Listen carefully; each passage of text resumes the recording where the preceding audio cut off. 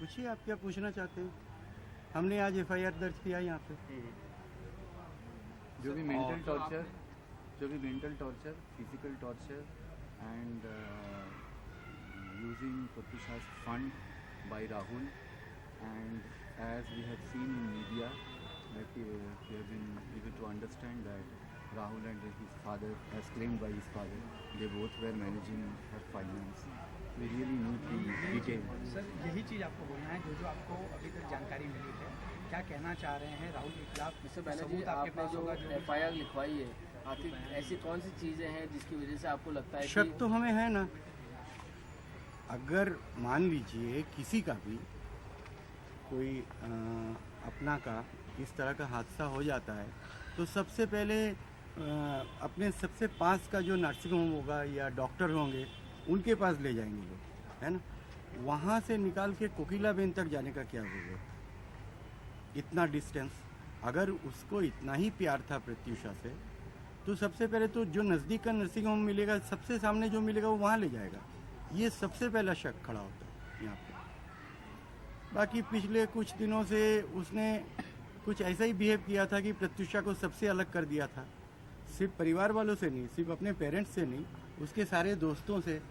उसके सारे दोस्त, ये भी हमारे बच्चे ही हैं, सब प्रत्युषा के बहुत क्लोज थे, इतने क्लोज कि हमारे बच्चे जैसे हैं सारे। और ये सारे हमारे साथ खड़े हैं।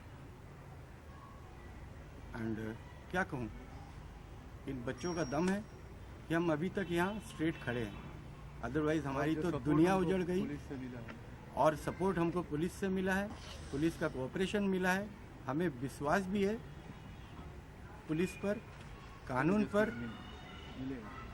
हमें जस्टिस मिलेगा। पुलिस इसका जड़ तक जाके रहेगी, हमें जस्टिस मिलेगा। बस इससे ज़्यादा क्या कहूँ। प्रत्युषा से आखिरी बार जब बातचीत हुई, कभी इस बात का एहसास हुआ कि उस रिलेशन से खुश नहीं है या कुछ तकलीफ में? जी, लास्ट मेरा उससे 30th को बात हुआ। फर्स्ट को तो चली गई, 30th को बात हुआ था। प्रत्युषा एस्ट्रोलॉजी पर उसको काफ़ी विश्वास था, क्योंकि मेरे फादर प्रत्युषा के दादाजी एक बड़े जाने माने एस्ट्रोलॉजर रहे हैं और वो एस्ट्रोलॉजिकल प्रेडिक्शंस हमसे ही सुनना चाहता था। हालांकि वो किताब में है बट वो कहता था पापा आप पढ़ के सुनो। तो उसने अपने मम्मी से कहा था कि मम्मी पापा को बोलो ना, पढ़ के सुनाएंगे। तो बहुत दिनों के बाद वो हमसे बात की थी। तो मैंने उससे कहा भी था कि वो लियो है। तो मैंने कहा था ये तो दिख रहा है कि लियो का ये साल बहुत अच्छा है और तू तो मेरी चैंपियन बेटी है, प्रॉब्लम क्या है? तेरे को तो इस वक्त तो बहुत अच्छा करना चाहिए। तो बोली कि नहीं पापा, life is very difficult, life is very difficult पापा, मैं आपको बताऊंगी बहुत डिफ़िकल्टी है पापा लाइफ में। और तभी मुझे एक बेल बजने का आवाज़ आया, जहाँ भी वो थी, जहाँ वो राहुल उसको ले गया था, जहाँ वो दोनों रह रहे थे। हमने अभी तक वो जगह भी नहीं देखा,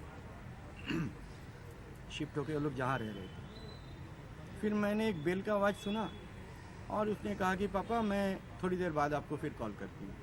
बस वही आखिरी बार उससे बात हुई। That's all. आंटी जी से भी कुछ बातचीत हुई थी आखिरी बार? क्या बात हुई थी, क्या आप वो बताना चाहिए कि प्रत्युषा आखिरी बार आपको कौन सी बात अब याद आती है? फ़ोन पे क्या बात हुई थी, कब? हाँ, उसका ऐसे हमारे साथ ऐसे बहुत दिन से बात नहीं कर रही थी। तो बीच में 1-2 दिन ऐसे एक बार अचानक फ़ोन आया तो मैं बहुत खुश हो गई। तो बोली कि मम्मी मैं आपके जैसा खाना बनाना सीख गई हूँ और बहुत अच्छा से रहती हूँ। हम बोले बाबा बस ध्यान रखो अपना और खुश रहो। ये ऐसा हुआ। फिर 31st को शाम को मेरे पास फ़ोन आया उसका और वो पूछी कि आपका कुछ बात हुआ क्या? ये नाम नहीं लेना चाहती हूँ, इस लड़के का मुंह से नहीं निकल रहा है नाम, जो भी है।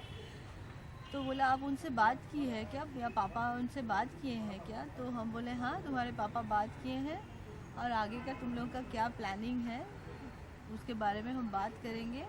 और बस अच्छा से रहो और देखो आगे काम करो और बताओ कैसे क्या करना है करके। तो बोले अच्छा पापा बात किए थे? हम बोले हाँ पापा बात किए थे। बस इतना ही बात लास्ट हुआ, उसके बाद और कोई बात नहीं हुई।